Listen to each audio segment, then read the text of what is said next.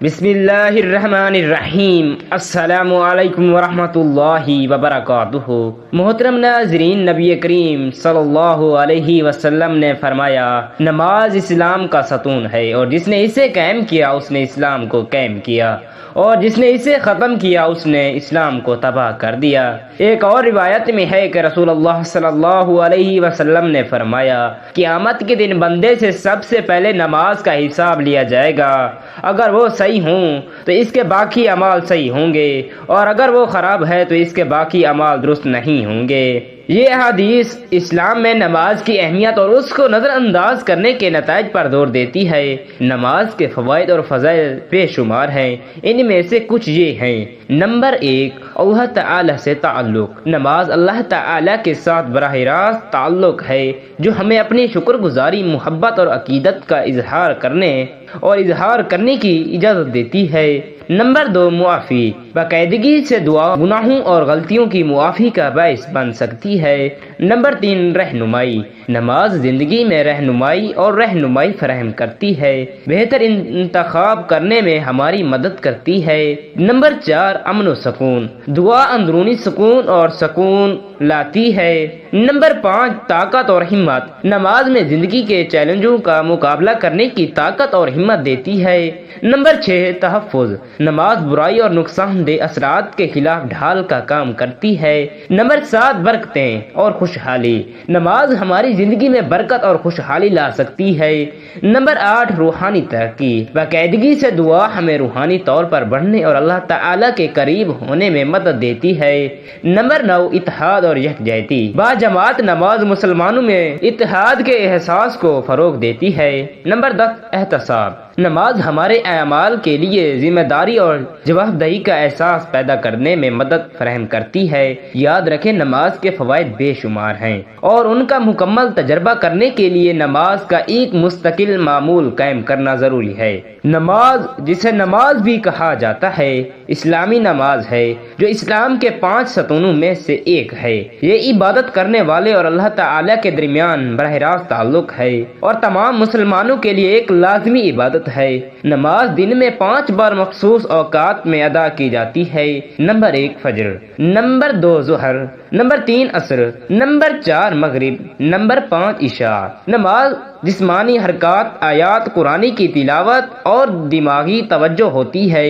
نماز کے اہم اجزاء یہ ہیں: نمبر 1، تکبیر۔ نمبر 2، قیام۔ نمبر 3، سورہ فاتحہ اور دیگر آیات کی تلاوت۔ نمبر 4، رکوع۔ نمبر 5، سجدہ۔ نمبر 6، تشہد۔ نمبر 7، تسلیم۔ نماز کا ایک طریقہ ہے اللہ تعالی کا شکر ادا کریں اور حمد کریں، بخشش اور رہنمائی طلب کریں، خود نظم و ضبط اور توجہ کو فروغ دیں، عاجزی اور تابعداری کا احساس پیدا کریں، مسلم کمیونٹی سے جڑیں۔ یاد رکھیں، نماز اسلام کا ایک بنیادی پہلو ہے، اور اس کی اہمیت اور فوائد بہت زیادہ ہیں۔ نماز نہ پڑھنے کے 15 نتائج یہ ہیں۔ اس دنیا میں 6 نتائج۔ نماز نہ پڑھنے کے لیے 15 نتائج یہ ہیں۔ اس دنیا میں 6 نتائج۔ نمبر 1، رہنمائی اور سمت کا فقدان۔ نمبر 2، اسلام کے ایک بنیادی پہلو کو نظر انداز کرنا۔ نمبر 3، ایمان اور روحانی تعلق کا کمزور ہونا۔ نمبر 4، گناہ اور نافرمانی کے امکانات میں اضافہ۔ نمبر 5، ضبط نفس اور ضبط نفس میں کمی۔ نمبر 6، اللہ تعالی کی رحمت اور نعمتوں سے دوری موت کے وقت۔ 3 نتائج۔ نمبر 1، نماز کو نظر انداز کرنے میں ندامت اور پشیمانی۔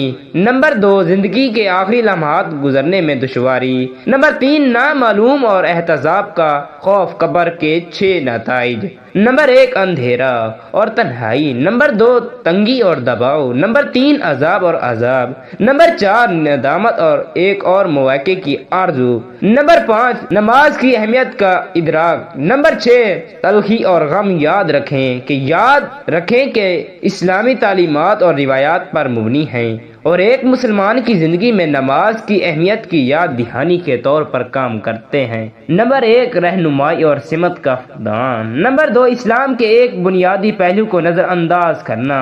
نمبر 3، ایمان اور روحانی تعلق کا کمزور ہونا۔ نمبر 4، گناہ اور نافرمانی کے امکانات میں اضافہ۔ نمبر 5، ضبط نفس اور ضبط نفس میں کمی۔ نمبر 6، اللہ تعالی کی رحمت اور نعمتوں سے دوری موت کے وقت۔ 3 نتائج۔ نمبر 1، نماز کو نظر نظر انداز کرنے پر ندامت اور پشیمانی۔ نمبر 2، زندگی کے آخری لمحات گزرنے میں دشواری۔ نمبر 3، نامعلوم اور احتساب کا خوف۔ قبر کے 6 نتائج۔ نمبر 1، اندھیرا اور تنہائی۔ نمبر 2، تنگی اور دباؤ۔ نمبر 3، عذاب اور عذاب۔ نمبر 4، ندامت اور ایک اور موقع کی آرزو۔ نمبر 5، نماز کی اہمیت کا ادراک۔ نمبر 6، تلخی اور غم۔